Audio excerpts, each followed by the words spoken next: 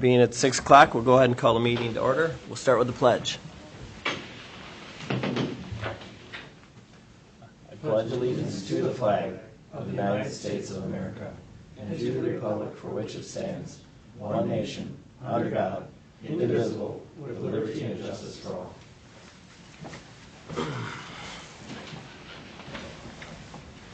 Thank you, everybody, for coming out.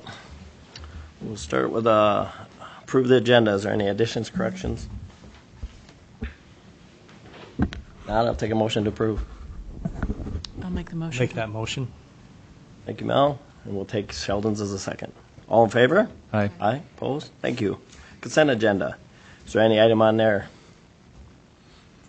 If not, I would take a motion to approve. I'll make a motion to approve the consent agenda. Thank you, Paul. Do we have a second? I'll second. Thank you, Mel. All in favor? Aye. Opposed? Thank you. All right. There's no visitors, no mayor's report, no public forum, no public hearing. Committee report. Grant resolution.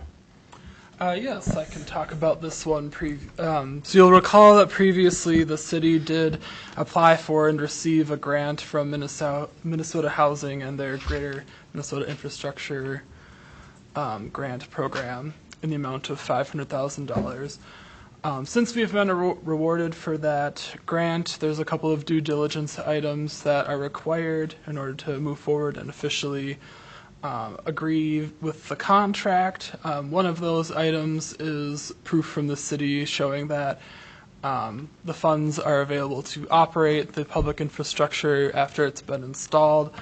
And simplest way to do that is to adopt a resolution saying that. So that's the resolution, and you're included in your packets. Once approved, I would send it to Minnesota Housing folks, along with a couple of other due diligence items, and then they would officially send the contract for signing and moving forward. Any questions? Seems pretty straightforward. Okay. If there's no questions, I guess I'd take a motion to approve the resolution. I'll make that motion. Thank you, Paul. Do we have a second? I'll second that. Thank you, Sheldon. All in favor? Aye. Aye. Opposed? Thank you. Up next, old business. The Big Iron Classic golf carts and street closure.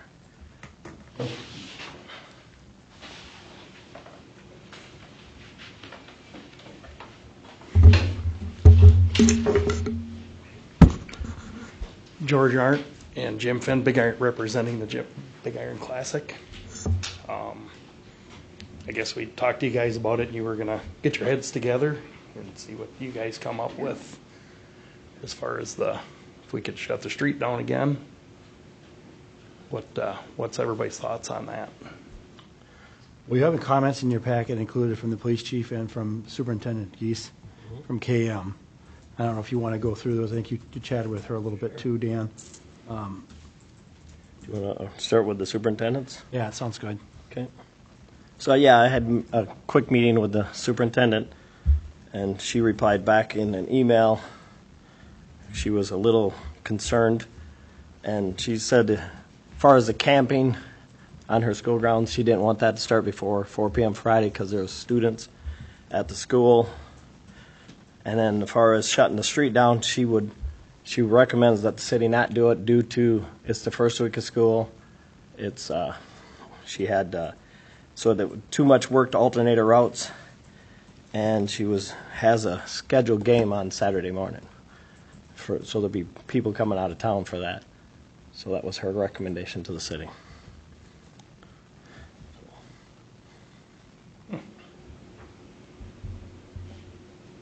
I would assume that if these guys are camping across the street, it would be safer for everybody involved if that section of street was closed so that people could go back and forth easily. And that's just a small section between 11th and 10th, it looks like. Yes. Just where they're going to be crossing over to the fairground property. Like say her issue was trying to get all the bus routes around that. Yeah, but if they're not camping until after 4 p.m., we could not shut the street down until the buses all left the school, right? So I think that seems like a Saturday morning. decent compromise. Yeah, that's unfortunate, but I mean, this is a once in a yearly event that these guys have been doing every year, right? So everybody's in town, local at least, is aware this is happening, right? I get from her perspective she doesn't want to mess up anything going on at the school, but I think maybe there's a compromise somewhere in the middle there.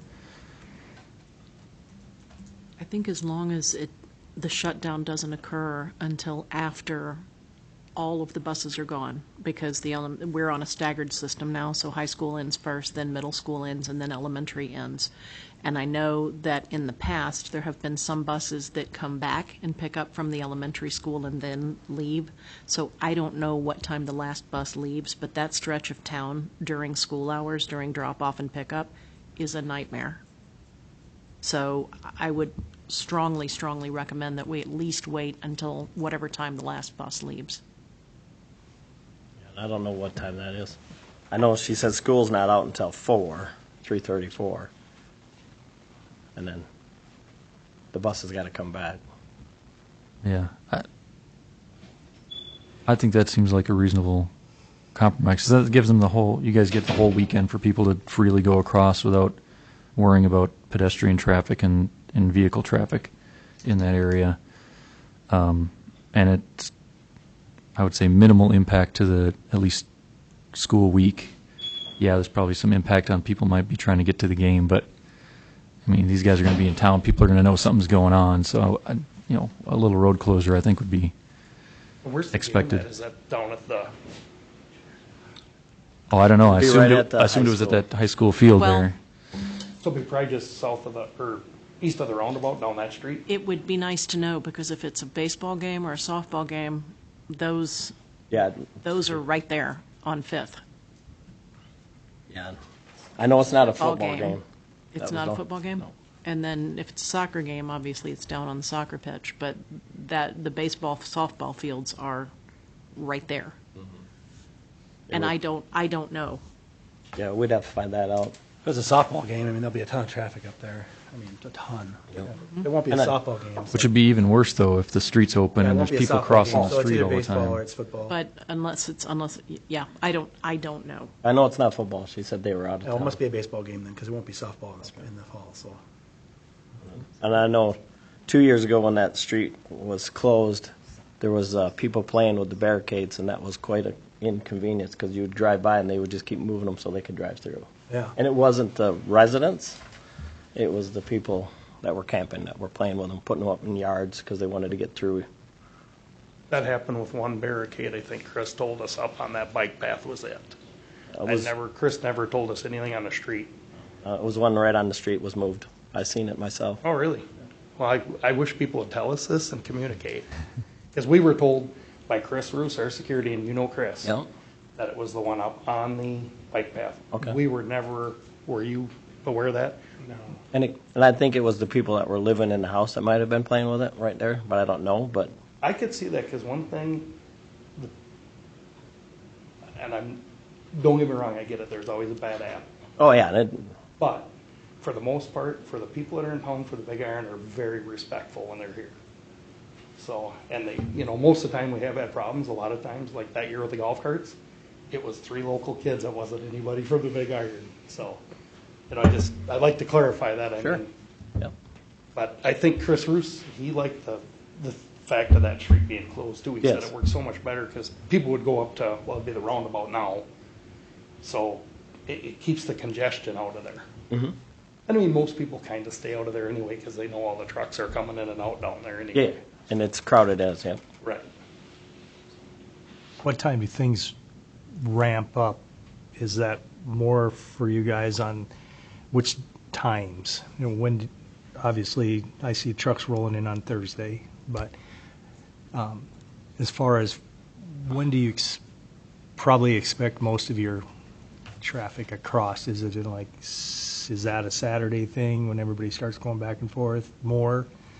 Or is I it would say limited? Saturday's a very busy day. Friday night gets busy. Yeah, Friday night, a lot of people are still working during the week and can't get to the show Right. Thursday, so they're working and coming down Friday evening, and that's always a very congested area, people going into the campground. How many campers are out there on that side, if you had to take a guess? Obviously, you probably have a registration. Can't remember the number off the top of my head. 150?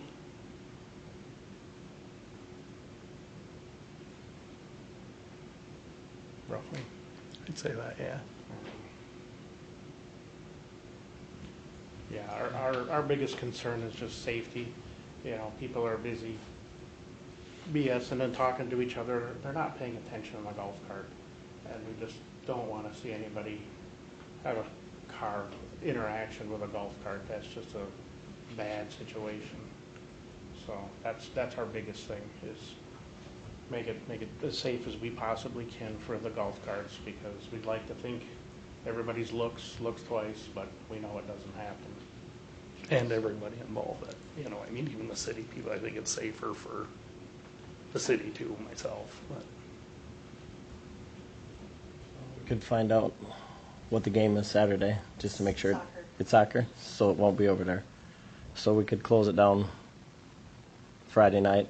Yeah, once the buses Once leave. the bus is back, we'd have to figure out what time that is to make sure the buses get back. Right.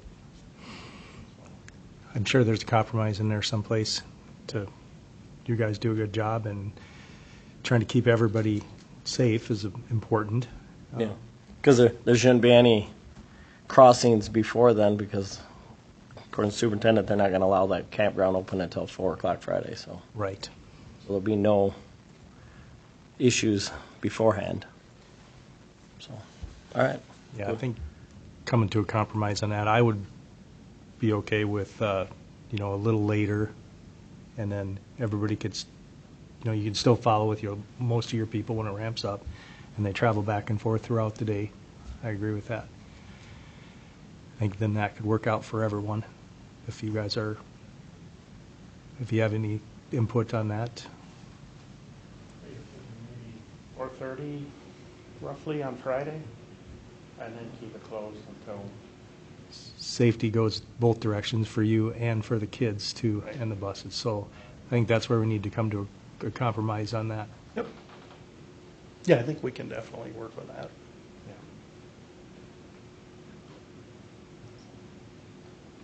yeah. Do we? She's saying. I just want to make sure that all the kids are gone, and so I'm, Well, why don't we reach out to the school and figure out when that'll be? Yeah. If it's 5:30 or 6 o'clock or or whatever. even if it's 5. Yeah, I just want to make sure that everybody is covered, that everybody's gone. There's nothing else going there that night. I don't think there is. It sounds like the council's open to having that closure still, so that's, it's a matter of just figuring out when the time is. What time frame Friday night, and then it'll be done by what, I noon? don't think it's going to affect. Sunday? I don't think, doesn't sound like it's going to affect their game a whole lot. Yeah, Sunday, Yeah. I mean, it gets really quiet. I mean, everybody's rolling out there by 7, 8 in the morning. Oh. Yeah. Biggest thing is we're running back and forth across over there, making sure everything's picked up and stuff, so. Yeah, typically the grade school on 10th, the dance line sells parking there. That's a fundraiser for them, and they start about 3:30. if I Oh, that's remember right. Yeah, I know last year there was teachers that would come and couldn't get out because they were closing, so I think they're going to change to when they start closing it. They might not start until closer to 5, just because the teachers weren't getting out. Right. Because they said just because school's done, they're not done. So they wanted to make sure they can get out. Oh, gotcha. So they're working, I think, on that timeline. So I know they're going to start. They're looking at starting that a little later, but That must be the one on 5th. right there by the The one on middle. 10th is strictly playground and for buses. There's no parking. Yeah, it's the middle school, right there across the fairgrounds. Correct. Yeah. That was the one that there was some teachers still couldn't get out. Then they, Crazy with all Well- the parking Well- lines. But that would make sense if it was the elementary school, because, I mean, for high school, at least, our contract hours are 40 minutes past when school gets out. and this was the middle school. Yeah, So middle school gets out later than we Yeah. do, and elementary is later than middle. yeah. So that would be the reason why some of the teachers were stuck, I guess. Well, and they just had to move stuff, but then Sure. it was an inconvenience for them. And I get, It just- 'Cause it is the just kinda schools. floors me, because if the lines are painted, everybody parks right. I've tried. well, people don't park right. Really? Wow. Okay. So, all right, we'll reach out to superintendent, find out what time, and then we can set it for Friday night through Yep. Sunday morning. And then as far as the golf carts, I've got the police chief's comments. I'm just going to give those to them. Yes. So they can just read them for themselves, and they can Yep. take a look, and they can reach out to him. So Yep. I think he's here too, so maybe you have a touch base with him, or maybe you already did. I don't know. No. Very good. Okay, thank you, gentlemen.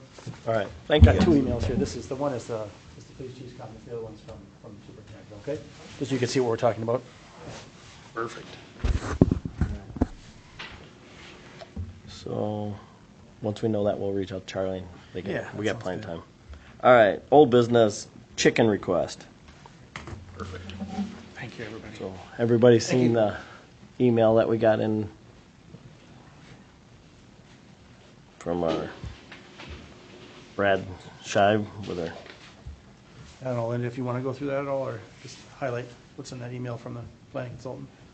Well, yeah, when we had our meeting last Thursday, we were running this past Brad Scheib, and he suggested not to allow the 18 chickens. It's not part of the zoning code for the planning commission to do. Brad also stated that a variance or a CUP from the ordinance wouldn't be appropriate, and the city doesn't have the mechanism to do a special or interim use permit. It also opens the door for other schools or educational to request to have animal or more chickens. So it was his recommendation to deny the request.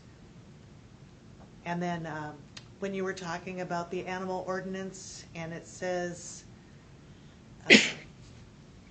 no farm animals, my suggestion, and I can put this in the next council packet to change the ordinances in the definitions to add see chicken ordinance 90.30 behind the poultry, because it says no poultry. So that's how we would change the animal ordinance to rectify that. But And chicken is specifically defined as the allowable animal under the chicken ordinance? well, and yeah, we want to mention specifically the chicken ordinance so that people don't say, well, I want turkeys because they're poultry. That's where my We'll head leave was at. poultry except for chickens. Thank you. What do you have against turkeys? I want turkeys now, too. I didn't think about You that. weren't here That's a good- the winter that we had an entire flock that overwintered in town. Oh, really? It was entertaining. No, it wasn't. okay. Has anybody got any?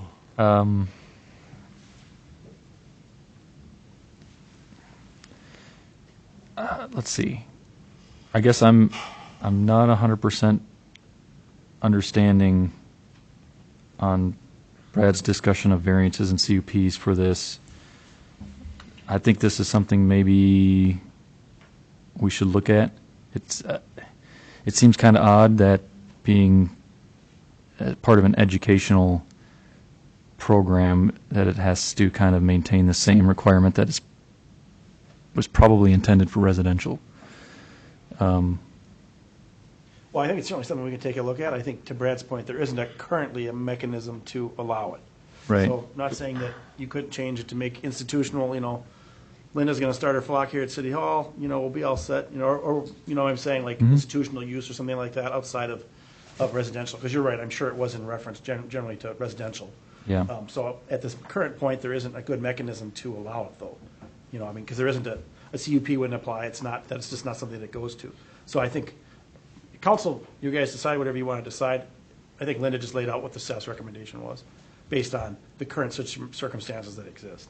So I think we're open to looking at whatever you want to look at, Paul. But it just doesn't work right now with. Yeah, so basically we'd be talking about potentially amending the 90.30 chicken ordinance would be the mechanism. Potentially, yeah. We would If have you're to- going to open that up and amend it anyways, then it might be a good time to look at that if that's what the council decided it wanted to do.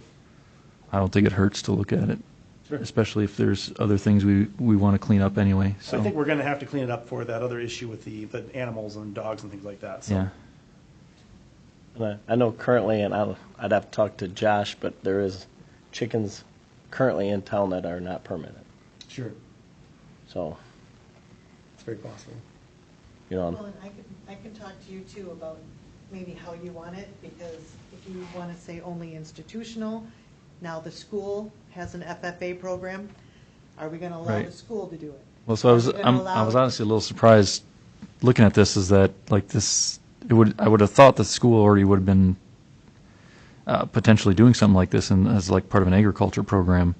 So I would think that'd be a good thing to allow the school to also be able to do that. So I don't know if maybe they haven't been because of this ordinance. We don't exactly have farm property on the school grounds. And so I would think that it would be difficult to do, and I don't know, I'm just speculating. There isn't exactly a place to put a flock of chickens that isn't on a sports field. And that would be kind of a bad thing. Priorities, I guess. And if you say institutional. But is that- but at least it'd be an option in the future, right? Is that including like Head Starts? Is that including? Those are all good That's where questions. Brad was saying that it starts to get really messy. Yeah, those are all good questions. So, yeah, but we can look at it if you want to. I think we should. So would you like to add that to a planning commission agenda then, do you think? Or how do you want to make that review of that ordinance, the chicken ordinance? Well, It's not Brad really said zoning, it's not really but- planning and zoning, so So you're thinking just bring that back to council maybe the next meeting? for review? we can. I mean, and like I said, if I can work with Paul or, you know, a couple people to see how you want it worded. I think the other thing to and do see would that. be to reach out to the league. You know, especially your other clerks, because there may be other cities that have, I would guess there's not many that allow Probably the larger more than rural 6. ones Maybe, in the rural one, they probably just don't even don't have an worry about it ordinance. too much. Yeah. I'm not familiar with, coming from a more rural city, you know, they did have a strong FFA and they did have like a greenhouse and everything like that, but they didn't do animals because there's just another level of responsibility with that compared to watering the tomato plants or whatever, you know what I mean? So I think you may not, but we can reach out to them too, get some feedback and see if anybody else has dealt with this at an institutional level, where maybe a school, maybe if it's not chickens, they may have had goats or something like that, where they have other livestock, and then we can see how they worded that. So that'd be, I think, a good way to see what other cities have done in the past. And if nobody else in the state does it, well, then it might be good for a good reason also. So that's a possibility too. We'll wait to see if we get some more info from. So the answer staff. right now would be, we don't see a good mechanism, but Right. we're certainly glad to take a look at it again and see if we can come up with anything else that works better. We do want to make sure that we're maintaining that residential control, because obviously that's where we're going to get the most complaints. Of course, It's gonna be yeah. Where people say, hey. That's why it exists in the first place. Yeah. Okay. Okay. Sounds good. Thank you, Linda. Yep. There's a lot of, I know there's a lot of stuff for you to look up. Okay, no new business. Administrators report. Can I speak to this at all? Yeah. What's, Can I have a little dialogue on this issue? yes, Thank you. I don't want to interrupt the meeting, and it won't take very long. Some of the issues that you've raised, I do have some preliminary answers to. Certainly go and verify for yourself. But the City of Rochester has a educational flock. City of St. Paul has in their ordinance an educational flock for private schools, public schools, and in some cases home schools. It's quite common in larger municipalities. It's less common in smaller municipalities that I found, and I think the reason is there's just not that many private schools. Which is why I came and presented my request the way I did. I thought we're a small town, we're one extra school in the town, though I suppose if you started thinking you could probably go to Head Start or maybe some others. But I thought maybe just a variance for this one instance for the short term that we would be doing it would be the best method. Certainly open to whatever solutions you'd like to present. We do have pullets right now that we've raised indoors. They're about ready to come outside, so I would like some instruction what you'd like us to do with the flock that we have. Do I need to liquidate it right away, send it off to other places so that we just have 6 birds? Can I have a little time while you work on it? A little instruction from council, I'll certainly submit to whatever you Bring it back think. to next council meeting. You know. yeah, That's in 2 weeks, so. I think you're fine leaving them there for now, Okay. Well, very good. for the interim until we know where we're going. Thank you for consideration. Oh, one last thing. Just because it strikes me this way.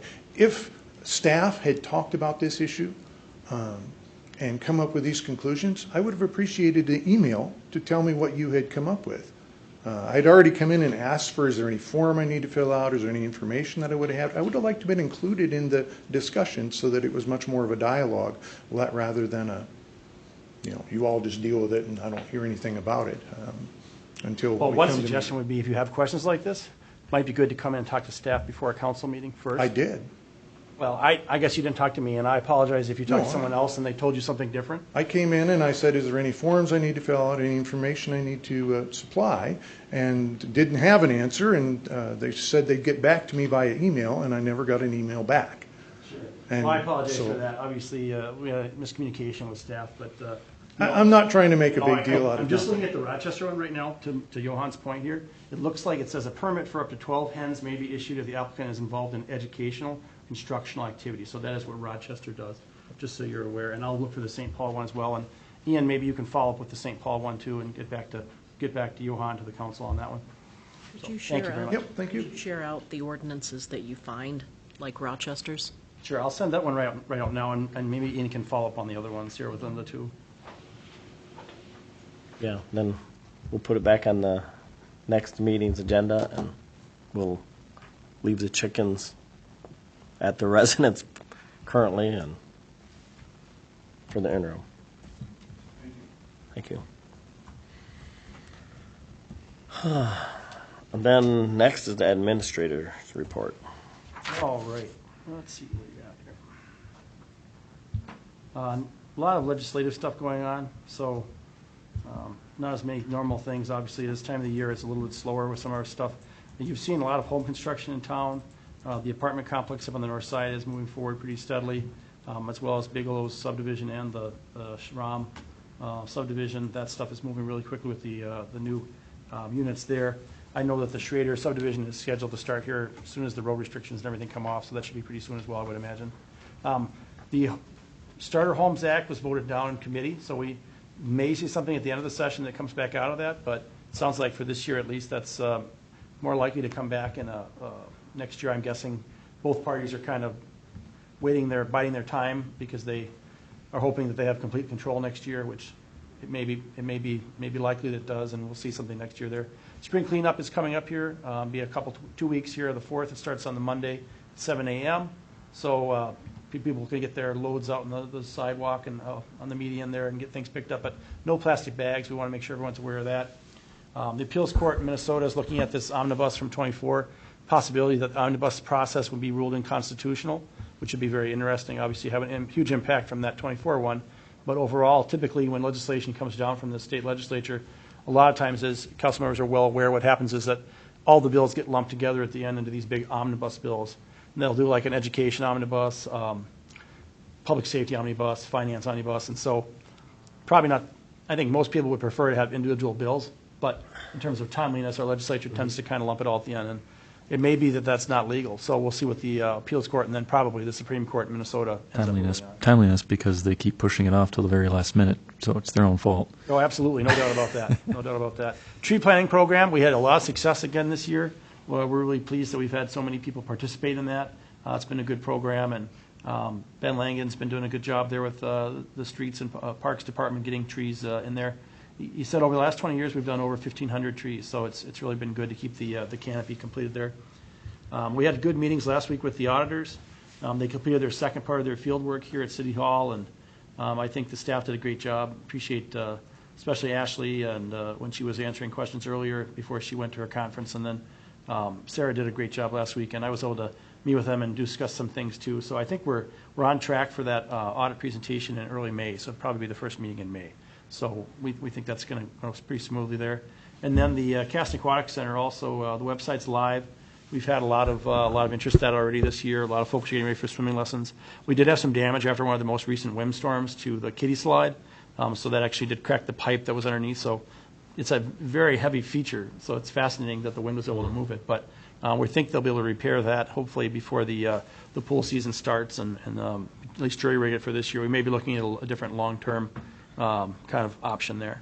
Any questions, anything in my report there? Otherwise, I do have a legislative update included there for you as well. So, I kind of got a adjacent question. sure. Linda sent an email about our email address is changing to a .gov. That's right. I assume that's going to happen to all the city's websites? That's correct. Does that mean the Aquatic Center registration website's going to change mid-season? It's going to change as of next Friday. Okay. How long is the .com going to continue forwarding to the .gov? Okay, that's That should be good. covered. We don't want to miss anybody, obviously, if we don't have to. Yeah, so. unfortunately, what's going to happen is people are going to have the .com, they're going to have it saved as a link, and they're going to click it for the next 2 years, and it's going to redirect them, and then it's going to stop redirecting them. So Sure. anything we can do to let people know that we're changing And from it's gonna comms to have govs. utility bills. Okay, So there will be messages going out. We'll put it on the website where that little message, yep. Yep. It's going to go on there as soon as that's off. perfect. Okay, Will thank it you. automatically redirect, or will it be one, I mean, will it be, sometimes when you click something and it says, oh, you're being redirected to? I'm not sure how, I'd have to ask on site how they Okay. do it. But I'm not that computer savvy. Me either. But I can ask Mike Okay. how it. lets As for your them know. emails and stuff like that, it'll just automatically do it. That I know, but I Okay. mean, like, sometimes when you click a web page link sure. that has been changed, it'll show you that it's redirecting you, or ask if you want to be redirected to, depending on your security system. I'll check about that. Good question. Because, yeah, we don't want people thinking, oh, wait, the city's webpage was hacked. I don't want it to click through to this. Well, I mean, that's a good point. I mean, Winona County just got hacked for the second time in the last 2 months, and governor's called out the National Guard to try and support them because it's kind of a mess for them. So, no, I agree 100% on that one, so. And our website, people they may take care of that too when we Sure. change, because we're working with them to change it all. Okay.